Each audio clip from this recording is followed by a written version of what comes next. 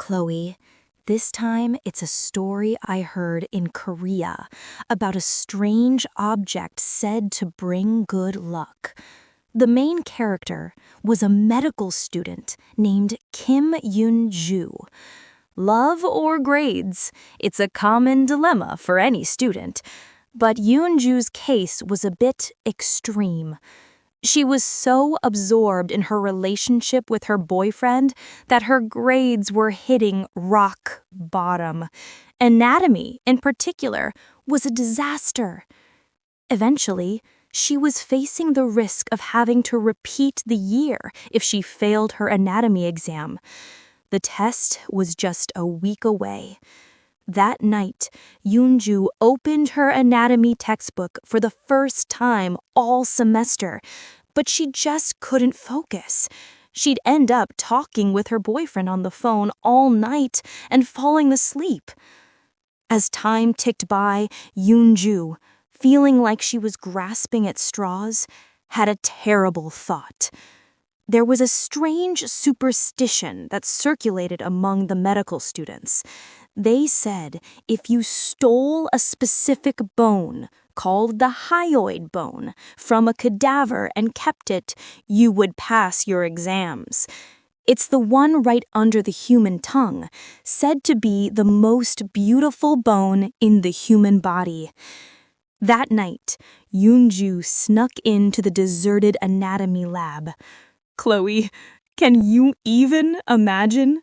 The cold smell of formalin and countless cadavers lying in the dark. Trembling with fear, Yoonjoo carefully pulled back the white sheet covering the body of an elderly woman. With a shaking hand, she held her scalpel and whispered something very small. "I'm sorry, grandmother." After that day, something truly strange happened. Could the superstition have been real? From that day on, Yoonjoo was suddenly able to focus incredibly well on her studies.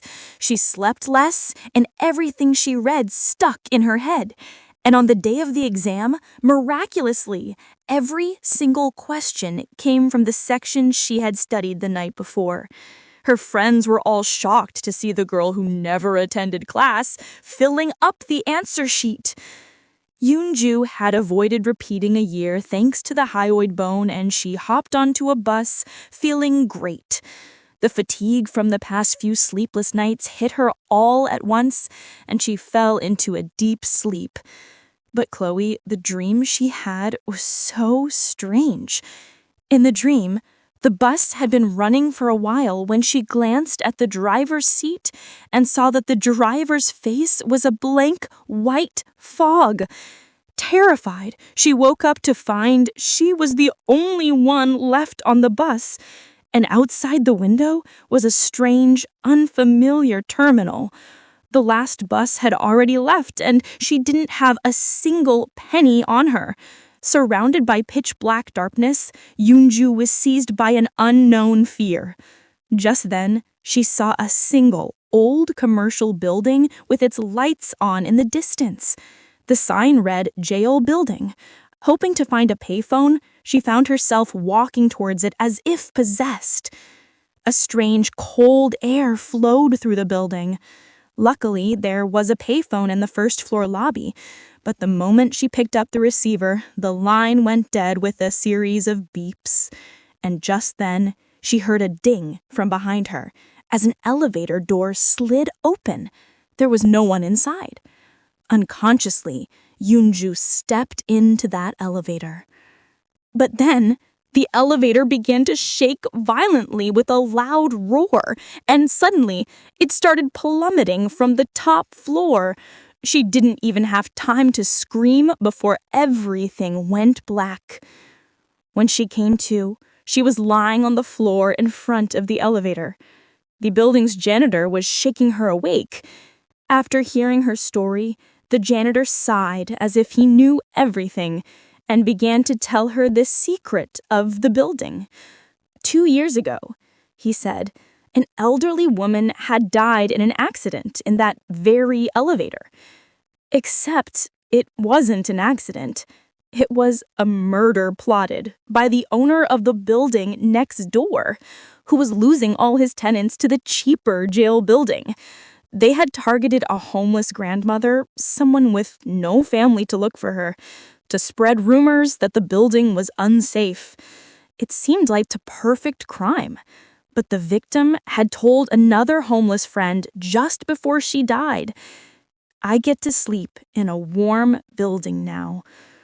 Thanks to that friend's testimony as a witness, the culprits were all caught. Chloe, this is where it gets truly terrifying. The janitor's last words. He said that the murdered grandmother was never claimed by any family, so her body was treated as unclaimed and donated to a medical school for anatomical dissection. The moment Yoonjoo heard that, she felt the blood run cold in her veins. She could feel the small, hard bone in her pocket.